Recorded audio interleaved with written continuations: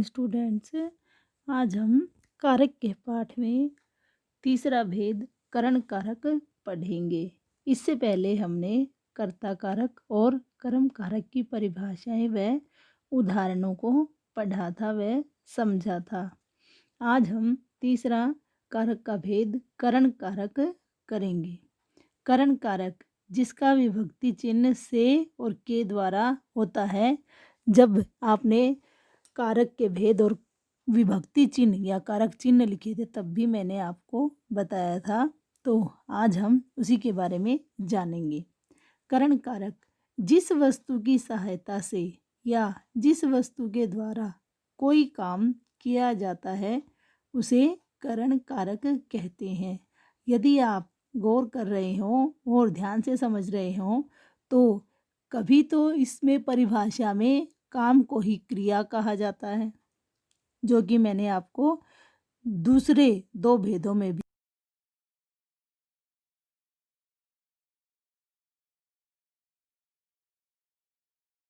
शब्द थोड़ा बदल कर आया है कि जिस वस्तु की सहायता से या जिस वस्तु के द्वारा कोई काम किया जाता है उसे करण कारक कहते हैं।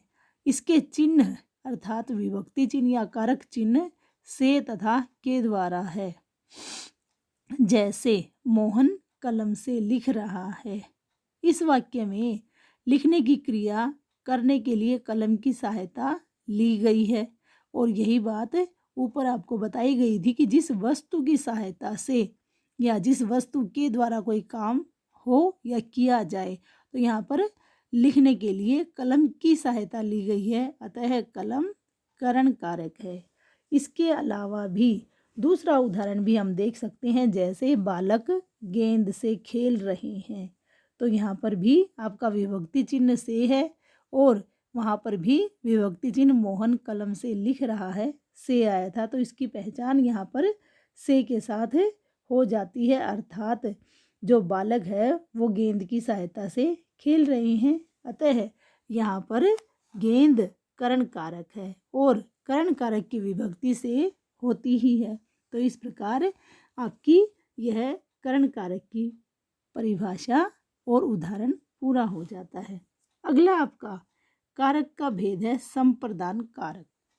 संप्रदान कारक का आपके जब भेद बताए गए थे तो उसमें इसका चिन्ह के लिए आपको बताया गया था, तो उसके अनुसार ही आप देखिए, जिसके लिए किसी क्रिया को किया जाता है अर्थात जिसके लिए हम कोई भी कार्य करते हैं उसे संप्रदान कारक कहते हैं और इसका चिन्ह के लिए है।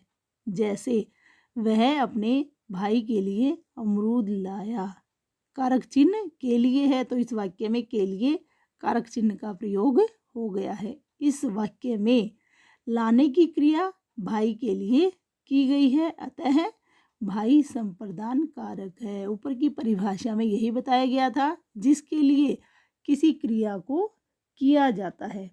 एक दूसरी बात और होती है संप्रदान कारक में, कहीं कहीं इसकी परिभाषा से पहले संप्रदान का जो अर्थ है वह बताया जाता है देना, अर्थात किसी को कुछ दिया जाता है उसके लिए भी है, या फिर जो कर्ता होता है वो किसी के लिए कुछ करता है या उसे देता है, तो उसके अर्थ में भी संप्रदान को ले लिया जाता है। तो उसमें संप्रदान कारक का उदाहरण बनता है, जैसे गुरु जी को फल दीजिए, क्योंकि को भी इसकी विभक्ति होती है, लेकिन अभी आप 5th क्लास में हैं इसलिए इसमें के लिए का ही प्रयोग किया गया है। तो के लिए भी हमारा उदाहरण बन सकता है, जैसे पिताजी आशु के लिए फल लाए, तो यहाँ पर के लिए का प्रयोग हो गया और पिताजी आशु के लिए फल लाए।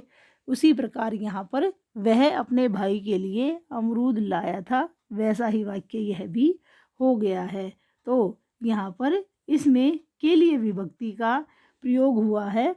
इस प्रकार यह संप्रदान कारक का उदाहरण बन जाता है। अगला देखिए अपादान कारक।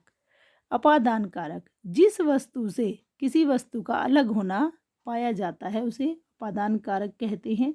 इसका विभक्ति चिन्ह भी से होता है जैसे करण कारक का होता है, लेकिन इसमें जो क्रिया होती है वह से जो विभक्ति चिन्ह है वह किसी चीज़ के अलग होने को दर्शाती है। तो उदाहरण देखिए, पेड़ से फल गिरा।